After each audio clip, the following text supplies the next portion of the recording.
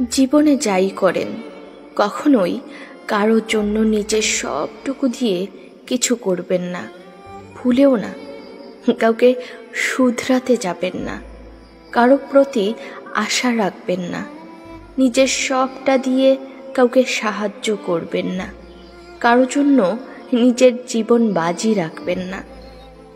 বিশ্বাস করুন, মানুষ এগুলোর মূল্য দিতে পারে না। কেউ আপনাকে বুঝবেও না। আপনি তার জন্য কি কি করেছেন এটা সে কোনো দিনও স্বীকার করবে না।